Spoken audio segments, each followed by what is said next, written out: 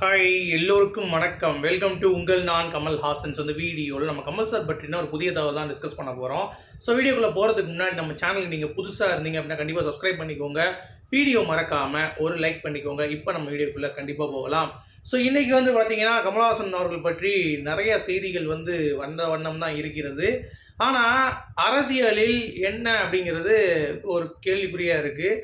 அதாவது டிஎம்கேவை நம்ம முதல்லையே அவங்க லஞ்சம் வாங்குறாங்க அப்படிங்கிறதெல்லாம் நம்ம பேசியாச்சு. ஏடிஎம்கே அதே தான் பண்ணுறாங்க அப்படின்னு சொல்லி பேசியாச்சு. காசுக்கு நிறையா பேர் எலெக்ஷன்ஸில் கொடுக்குறாங்க. காசுக்கு என்னாலும் நம்ம இறங்கி செய்கிறாங்க. ப்ளஸ் ஓட்டுக்கு காசு, எல்லா இடத்துலையும் காசு பரிமாற்றம் நடக்கிறது. ஓட்டுக்கு காசு கொடுக்குறாங்க அப்படிங்கிறத கமல்ஹாசன் அவர்களே பேசியிருக்கார். அப்படிங்கிறப்ப இப்போது ஏடிஎம்கே கூட்டணி பிஜேபி கூட்டணிக்குள்ளே வரக்கூடாது அப்படின்றதுக்காக டிஎம்கே கூட்டணிக்கிட்டு நான் போகிறேன் அப்படின்ற மாதிரி சரணடைந்தாலும் மக்கள் கமல் சார் மேலே ஒரு அதிருப்தியில் தான் இருக்காங்க. ஏன்னா மக்கள் நீதி மையம் இன்னும் கொஞ்சம் ஸ்ட்ராங்காக இருந்திருக்கலாம் அப்படின்ற மாதிரி தான் தோணுச்சு. பட் மக்கள் மேலேயும் இதில் தப்பு இருக்குது. ஏன்னா நம்ம ஒரு 5 வருஷமாக போராடணும், ஆனால் அதுக்கான ஒரு பலனே கிடைக்கல. கரெக்டாக?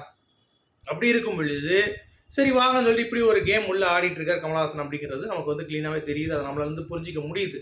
பட் இப்போ இருக்கிற நிலைமையில என்ன நடந்துச்சு அப்படிங்கிறத பற்றி பார்ப்போம். ஓகே, ஸோ ஃபஸ்ட்டு பார்த்தீங்கன்னா இன்னைக்கு ஒரு மிகப்பெரிய ஒரு சம்பவம். அதாவது கமல்ஹாசன் அவர்கள் இமெயில் மூலமாக கட்சி நிர்வாகிகள் கிட்ட பேசியிருக்காரு. அதாவது எப்படி உதயசூரியன் ஓகேவா, இந்த மக்கள் நீதி மையம் டார்ச் லைட்டா அப்படின்ற மாதிரி நிர்வாகிகள் மீண்டும் டார்ச்சில் தான் நாங்கள் நிற்போம் அப்படின்ற மாதிரி சொல்லியிருக்காங்க. குறைந்தபட்சம் இரட்டை இலக்குகளில் தொகுதிகள் கேட்கணும்னு சொல்லியிருக்காங்க. பட் திமுக ஆஃபர் பண்ணுறது 2 தான்.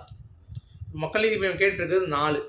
ஓகேவா? அப்படி இருந்தாலும் டம்மி வேட்பாளர்கள் 8 இடத்துல நிப்பாட்டணும். 4 கொடுத்தா கூட 8, 2 கொடுத்தா கிட்டத்தட்ட 10 பேர் நிப்பாட்டணும். 12 இதில் எடுத்தால் தான் டார்ச் லைட் நம்ம ரீட்டைன் பண்ண முடியும். ஸோ இந்த மாதிரி ஒரு சூழ்நிலையில் அப்போது இந்த வட்டம் பார்த்தீங்கன்னா எனக்கு ஏடிஎம்கே பிஜே வரக்கூடாது, அதுக்காக டிஎம்கே கூட கூட்டணி அப்படிங்கிறது வேற வழி இல்லை. அவனுக்கு பேய்க்கு பிசாசு பரவாயில்ல அப்படின்ற மாதிரி தான் இருக்கே தவிர இது உண்மையான மாற்றமா அப்படிங்கிறது தெரியல.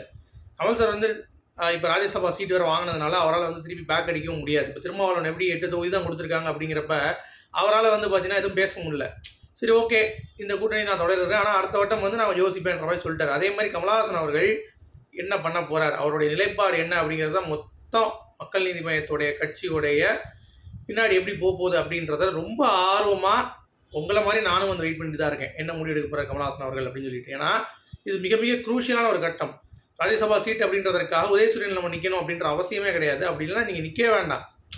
நீங்கள் மக்கள் நீதி மையத்தை நீங்கள் கண்டஸ்டே பண்ண வேண்டாம். நீங்கள் ஸ்ட்ரைட்டாக பார்த்தீங்கன்னா டிஎம்கேக்கு அங்கங்கே ஸ்டார் பேச்சாடுற மாதிரி பேச்சில் நீங்கள் பேசிட்டு மக்கள் நீதி மையத்தை விட்டுருங்க, அவ்வளோதான். ஏன்னா 2 தொகுதி கொடுக்குறோம், டிஎம்கேல தான் நிற்கணும் அப்படின்னா அப்புறத்துக்கு மக்கள் நீதி மையம் அப்படின்ற ஒரு கேள்வி நமக்கு இருக்கும்ல.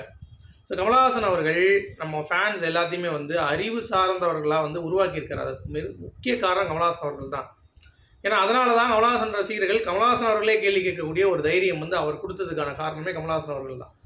எஜுகேட் பண்ணார் அப்படிங்கிறது தான். அது ரொம்ப அழகாக பார்த்தீங்கன்னா இந்த வலை பேச்சில் பேசிகிட்டு இருப்பான் அந்தனன் ஒருத்தர், அவர் பேசியிருக்காரு. என்னென்னா கமல் சார் அவருடைய ஃபேன்ஸை பிளைண்டாக ஃபாலோவர்ஸாக ஆக்காமல் திங்கர்ஸாக மாற்றினார். இந்த விசிலடிச்சா மூஞ்சிகள் மாதிரி எது பண்ணாலும் சூப்பர் சூப்பர்ன்ற மாதிரிலாம் எஜுகேட் பண்ணல. அதனால தான் கமல் சார் ஃபேன்ஸ் கரெக்டாக கேட்குறாங்க, கேள்வி கேட்குறாங்க. இப்போ ஒரு அரசியலில் ஏதாவது பேசினா கூட ஏன் டிஎம்கே கூட்டணி போறீங்கன்னு சொல்லி கமல் சார் ஃபேன்ஸே கேட்குறாங்க அப்படின்ற மாதிரி சொல்லியிருக்காரு பார்த்தீங்களா. அது அதனால தான். சரி, இப்போ எப்போ தான் முடிவு? இன்னும் இழுவரி தான் போயிட்டுருக்கு அப்படிங்கிறது தான். ஓகே, 2ன்றாங்க 4ன்றாங்க அப்படிங்கிறது தான். ஸோ எல்லாரும் அன்ஹாப்பியாக தான் இருக்காங்க. ஸோ கமல்ஹாசன் அவர்கள் எனக்கு தெரிஞ்சு நாளைக்கு இல்லை நாளை கழித்து அவருடைய முடிவை அறிவித்துருவார். ஓகேவா? அறிவித்தவொடனே அதுக்கடுத்து நம்ம பார்த்தீங்கன்னா பார்க்கலாம் என்ன நடக்க போகுது அப்படின்னு சொல்லிட்டு. நானும் எக்ஸ்பர்ட் கிடையாது. கமல்ஹாசன் அவர்கள் மைண்டில் என்ன இருக்கும் அப்படிங்கிறது நமக்கு தெரியாது. பட் இருந்தாலும் அவருடைய பேட்டர்ன் ஓகே தான். இப்போ ஏடிஎம்கே கூட்டணிக்கு வேலை டிஎம்கே கூட்டணி போகிறேன்ட்டு. பட் எனக்கு தெரிஞ்சு அவ்வளோதான். அது அவருடைய புரிதல் அப்படிங்கிறப்ப நமக்கு அந்த ஒரு அரசியல் அறிவு அவர் வடத்தில் இருக்கிற மாதிரி தொலைநோக்கா என்ன யோசிக்கிறார் அப்படின்னு நமக்கு தெரியாது. ஸோ பார்ப்போமே என்ன பண்ணுறாங்க அப்படின்னு சொல்லிட்டு. ஸோ அதனால் வெயிட் பண்ணுவோம். ஓகே, இது ஒரு அப்டேட்டு. அடுத்து பார்த்தீங்கன்னா ஜெயசுதா அவர்கள் கமல் சாரை மீட் பண்ணியிருக்காங்க. அந்த ஃபங்க்ஷன் போயிருந்தார்ல, கடர் அவார்ட்ஸ் அப்படின்னு சொல்லிட்டு அவருக்கு ஒரு அவார்டு கொடுக்கப்பட்டது. அதில் கமல்ஹாசன் அவர்களுடைய நடித்த அந்த படங்களை பற்றி பேசுவதாக இருக்கட்டும். ஏன்னா அங்கே வந்தவனே கமல்ஹாசன் அவர்கள் அவ்வளோ பெரிய இன்ஸ்பிரேஷன் அவங்களுக்கு. ஏன்னா பாலச்சந்தர் டைம்லலாம் நடிக்கவே தெரியாது அவங்களுக்கு. கமல் சார் இருந்தாலும் நடிக்கக்கூடிய ஒரு நடிகர். இவங்க கிட்ட வந்து நடிக்கும் பொழுது மிஸ்டேக்ஸ் பண்ணும்பொழுது கமல் சார் வந்து அதை ஓகே அப்படின்ற மாதிரி சொல்லி அவங்களுக்கு எஜுகேட் பண்ணி இந்த மாதிரி எந்த ஒரு ஹீரோவும் அந்த டைம் பண்ணது கிடையாது, கமல்ஹாசன் சச் ஜெம் அப்படின்ற மாதிரிலாம் பேசியிருந்தாங்க. அவங்க கமல் சாரை பார்த்தோன்னே கிட்டத்தட்ட 3-4 இருக்கை பின்னாடி தான் இருந்தாங்க. அவங்க அங்கேருந்து இறங்கி சுற்றி வந்து கமல்ஹாசன் அவர்கள்கிட்ட உட்காந்து கையை பிடிச்சி குலுக்கி அவ்வளோ நேரம் வந்து பேசிகிட்டு இருந்தாங்க. அது அவங்களுக்கான அந்த ஒரு மரியாதை கமல்ஹாசன் அவர்களுக்கு அப்படிங்கிறத கொடுத்தாங்க பார்த்தீங்களா, வேற லெவல் அப்படிங்கிறத நம்ம பார்க்க முடியுது. அடுத்து கல்கி 2 பிரபாஸ் அவர்கள் ரெடி ஆகிட்டாப்புல. ஸோ ஏப்ரல் ஃபஸ்ட் வீக்கில் வந்து பார்த்தீங்கன்னா ஷூட் வந்து ஆரம்பிக்குது. ஒரு 10 நாள் கால் ஷீட் கமல் சாருக்கு திருப்பி ஏப்ரல் 1ஆந்தேதிலேருந்து 10ஆந்தேதி வரைக்கும் அப்படிங்கிற மாதிரி சொல்கிறாங்க.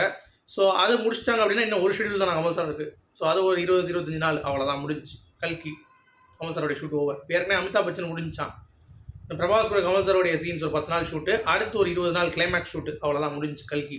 ஸோ பிளான் பண்ணி கரெக்டாக எக்ஸிக்யூட் பண்ணி போயிட்டுருக்காங்க அப்படிங்கிறத தான் பார்க்க முடியுது. அடுத்து வேர்ல்டு வாட்டர் டே இன்னைக்கு நீருடைய அவசியம் பற்றி ஒரு ட்வீட் வந்து கமல் சார் வந்து போட்டிருந்தார். அது மட்டும் இல்லாமல் அந்த போர் நடப்பதை பற்றி ஊடகம் வந்து கிண்டல் அடிச்சிட்டு இருக்காங்கல்ல, அங்கே போய் குண்டு போட்டாங்க இங்கே குண்டு போட்டாங்க அப்படின்ற மாதிரி.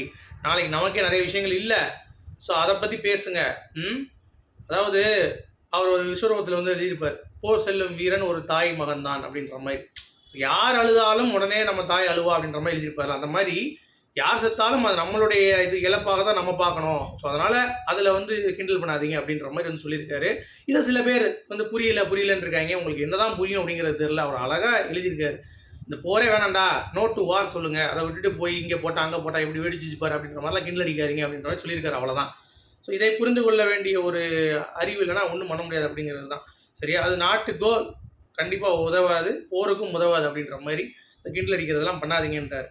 அடுத்து துரந்தர் 2 பார்த்தீங்களா, தவூத் அப்படின்னு சொல்லிட்டு ஒரு பயங்கரமான கேங்ஸ்டரை காட்டுறதுக்கே அவ்வளோ தூரம் ஐயோ கேமியோ பயங்கரம் ஆகுன்றாங்க. டேய் விஸ்வரூபத்தில் 2013 சாமா தெரியுமாடா, அவரே வந்து காட்டினாரா கமல்ஹாசன் அவர்கள் அப்படின்றது தான். அந்த கட்சி யாருக்காவது இருக்கா அப்படின்ற மாதிரி நம்மளே கேட்கலாம். அந்தளவு தான் இருக்குது அப்படிங்கிறது பார்க்க முடியுது. ஸோ வெயிட் பண்ணி பார்க்கலாம். அடுத்து இந்தியன் படத்தோடைய ப்ரொடியூசர் ஃப்ளைட்டில் ட்ராவல் பண்ணியிருக்கும் பொழுது ரீசெண்டாக ஒருத்தர் வந்து பார்த்தீங்கன்னா அவர் படத்தை பார்க்கும் பொழுது, நீங்கள் இந்தியன் எடுத்தப்போ நான் வந்து 30 வயசு முன்னாடி 30-40 வயசு ஆகிடுச்சு எனக்கு, அப்போல்லாம் வந்து ரொம்ப ஸ்ட்ரகிள் தான், எனக்கு 100 ரூபா சம்பளம் தான் அப்போது, பட் இப்போ நான் 5 லட்சம் வாங்குறேன், பட் அந்த படத்தோட இம்பாக்ட் வந்து நான் இது வரைக்கும் லஞ்சம் வாங்கினது கிடையாது அப்படின்ற மாதிரி அந்த ஆஃபீஸர் சொன்னாராம்.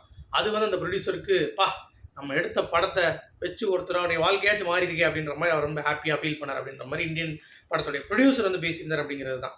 அது ரொம்ப நல்லா இருந்தது அப்படிங்கிறது பார்க்க முடியுது. அடுத்து இந்த அமெரிக்கன் சைக்கோன்னு ஒரு படம் இருக்குது பார்த்தீங்களா, அது வந்து கமல்ஹாசன் அவர்களை வைத்து சிறு ரோஜாக்கள் அப்படின்ற மாதிரி முதல்லையே பாரதிராஜா எடுத்தார். அதை பார்த்து தான் அமெரிக்கன் சைக்கோன்னு எடுத்தாங்க.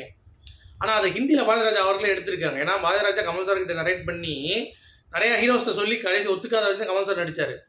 ஸோ அது பயங்கர ஹிட்டு.